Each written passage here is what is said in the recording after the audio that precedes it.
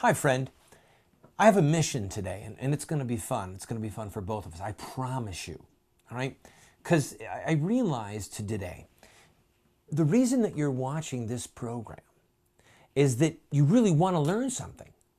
You want to change the direction our country is going in.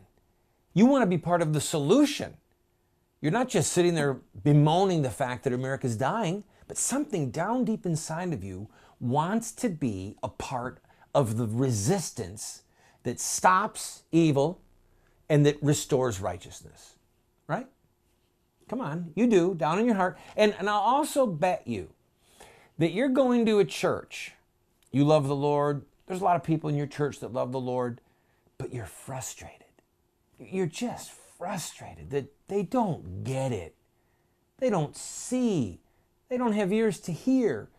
And then you find out that some of them are voting for baby killers when they vote in an election. And you're thinking, how can this even be? How can this be? I share your frustration. And I know that down in your gut, you've thought some of the things that I'm going to tell you today. But my hope is that I'll give you some philosophical, theological, rhetorical tools to jolt some of your friends at church. And maybe, just maybe, in a very polite way, use a sledgehammer, wham, to wake them up. Are you ready? All right.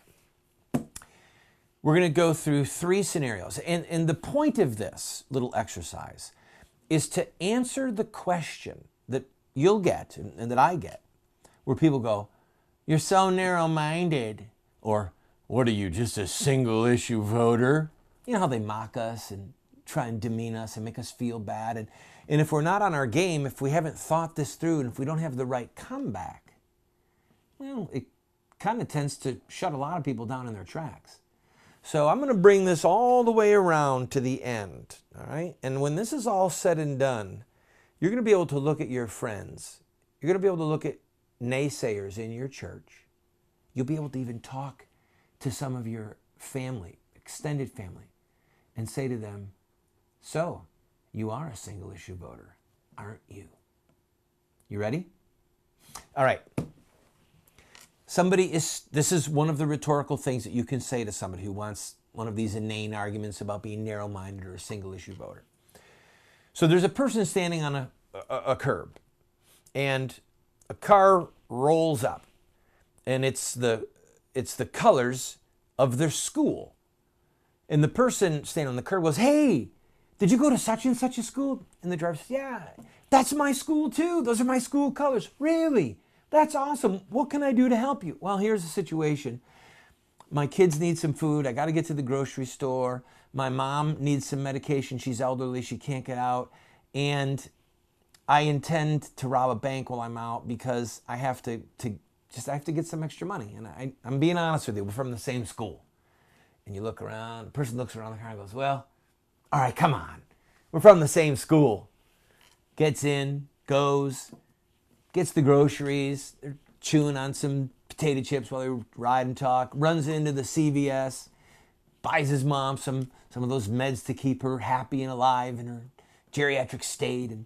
And then, as good as his word, and he fist bumps the driver and says, "Now remember, we're from the same school. We got the same colors, right?"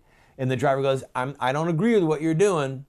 I don't agree with you, but we're from the same school." The person goes in, robs the bank, brings out the money. They take off. They get away. All right? What do you think about that person who's driving the car?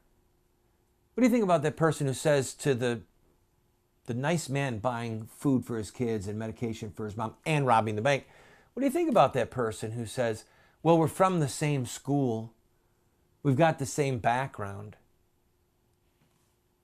Does the person being an accessory to robbery become justified in their actions because they went to the same school with the person? Of course not. So you say to your family member, to your friend, "So they're in the same party as you? You're in the same political party? And you're going to help them to rob a bank?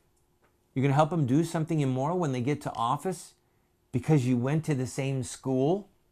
Because you're in the same political party?"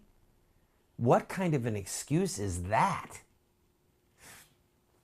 That's rhetorical lesson one. When we come back, let's go for the driver having a little bit of a vested interest. This is the voice of resistance. Darn it.